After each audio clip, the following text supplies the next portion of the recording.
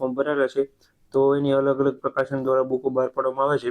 તો આજે પહેલા આપણે સૌથી પહેલું પ્રકાશન વર્લ્ડ ઇન બુક છે તો એની કોન્સ્ટેબલની બુક આવી છે તો તેનો આજે આપણે રિવ્યુ કરશું। આવી રીતના દરેક પ્રકાશનની જે બુક આવશે એ તમને એક જ વીકમાં બધી બુકના રિવ્યુ પણ કરી આપીશ, અલગ અલગ પ્રકાશનની જે કાંઈ બુક આવશે, અને આવી જ રીતના પીએસઆઈની પણ જે કાંઈ બુક આવશે બધાના રિવ્યુ આપણી ચેનલમાં આવી જશે। પછી 3-4 પ્રકાશનમાંથી જે કાંઈ સારામાં સારી બુક હશે એ હું તમને કમ્પેરિઝનનો વિડીયો પણ બનાવી દઈશ, અને સાથે એમાંથી કઈ બુક લેવી તમારે એ પણ તમને આગળ જણાવી દઈશ। એટલે તમે ચેનલમાં જોડાઈ રહેજો, એક વીકમાં બધી બુકના રિવ્યુ અને બધી માહિતી તમને મળી જશે। જે અવેલેબલ છે એ બધી બુકની માહિતી તમને સંપૂર્ણ મળી જશે। આજે આપણે પહેલા પ્રકાશનની બુક આવેલી છે 2026માં વર્લ્ડ ઇન બોક્સની કોન્સ્ટેબલ માટે। આમાં પરીક્ષા પદ્ધતિ જે છે અહીંયા પહેલા ઉપર જ આપેલી છે, પાર્ટ એ અને પાર્ટ બી હોય છે, ટોટલ 200 માર્કનું પેપર હોય છે।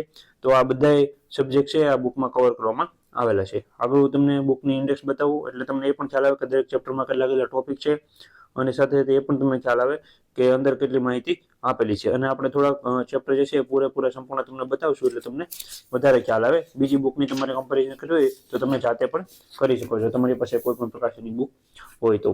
અચ્છા, અહીંયા તમને પહેલા જણાવી દઉં કે આપણે ઇન્ડેક્સ પહેલા હું તમને એ માટે બતાવું છું જેથી કરી તમને ખ્યાલ આવે કે દરેક ટોપિકમાં કેટલા ચેપ્ટર। જેમ કે પાર્ટ એ છે 80 માર્કનું, એમાં બે આપણે વિષય આપેલા છે રીઝનિંગ અને મેથ વાળા। તો આ જે છે એમાં કયા કયા ચેપ્ટર છે અહીંયા તમે ઇન્ડેક્સ પોઝ કરી અને ચેપ્ટર વાંચી શકો છો, કયા કયા ચેપ્ટર છે બધી માહિતી ટોટલ સંપૂર્ણ ચેપ્ટર અહીંયા કવર કરવામાં આવેલા છે।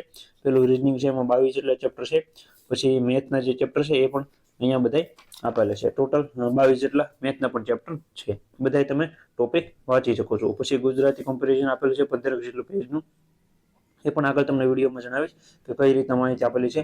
બંધારણ, સામાન્ય વિજ્ઞાન, વિજ્ઞાન ટેકનોલોજી, જનરલ નોલેજ, ત્રણેય ઇતિહાસ આપેલું છે, ગુજરાત ભારત વિશ્વનો, પછી ભારત અને ગુજરાતનો સાંસ્કૃતિક વારસો આપેલું છે, ગુજરાત ભારત વિશ્વ ત્રણેયનું ભૂગોળ આપેલું છે, આંતરરાષ્ટ્રીય સંસ્થાઓ વિશે થોડીક માહિતી આપેલી છે, અને અગાઉના કોન્સ્ટેબલના પેપર છે એ 6 આપેલા છે સોલ્યુશન સાથે।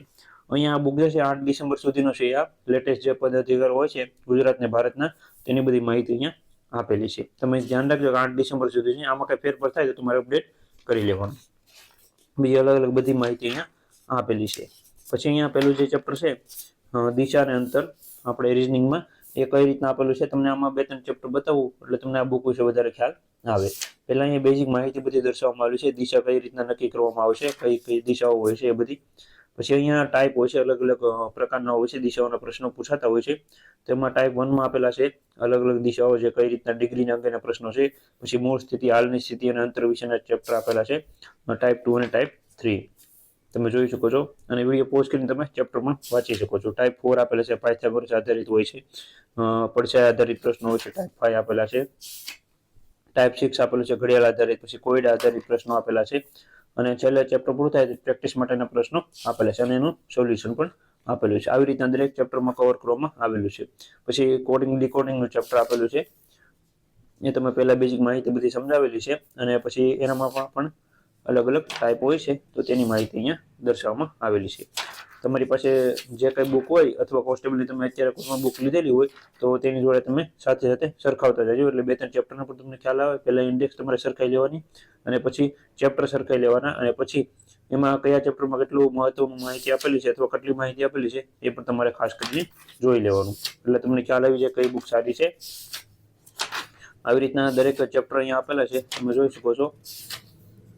વર્ગીકરણ, ક્લાસિફિકેશન વિશે માહિતી આપેલી છે, એમાં પણ અલગ અલગ ટાઈપ છે એ બધી માહિતી અહીંયા આપેલી છે। ઉદાહરણ દરેકમાં ઓછા આપેલા છે, 7-8 જેટલા ઉદાહરણ આપેલા છે, અમુકમાં વધારે આપેલા છે, અમુકમાં ઓછા આપેલા છે।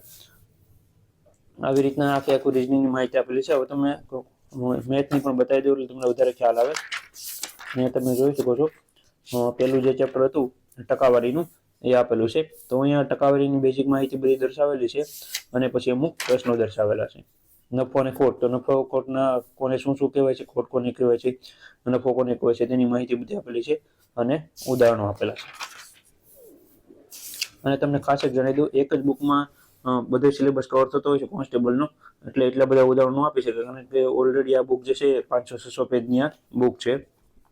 તો લગભગ દરેક બુકમાં આવું જ છે, એક બુકમાં જ્યારે કવર કરવામાં આવતું હોય છે તો અમુક ઉદાહરણો બહુ ઓછા જ આપેલા હોય છે, અમુક ટોપિક વધારે આપેલા હોય છે, અમુક ટોપિક ઓછા આપેલા છે। જે અલગ અલગ પ્રકારની બુક આપણે આવશે એનો રિવ્યુ આપણે કરતા જઈશું। ગુણોત્તર પ્રમાણ આપેલું છે, રેશિયો અને પ્રોપોઝિશન માટેનો તમે જોઈ શકો છો। એના પણ સારા એવા ઉદાહરણો બધા કવર કરવામાં આવેલા છે. ભાગીદારીના આપેલા છે ઉદાહરણો. एक शानदार ट्रिक के साथ जानेंगे भारत किन किन कंट्री के साथ अपना बॉर्डर शेयर करता है। ट्रिक है बचपन में बीए। इस ट्रिक के साथ सारी कंट्रीज पता लग जाएंगी और किस कंट्री के साथ सबसे ज्यादा और किस कंट्री के साथ सबसे कम बॉर्डर शेयर करता है, सब कुछ एक ही ट्रिक के अंदर है। ट्रिक रहेगी बचपन में बीए, बी से बनेगा बांग्लादेश, चा के सी से बनेगा चाइना, पा के पी से बनेगा पाकिस्तान, नन के ना से बनेगा नेपाल, मे એના પણ સારા એવા ઉદાહરણો બધા કવર કરવામાં આવેલા છે. ભાગીદારીના આપેલા છે ઉદાહરણો.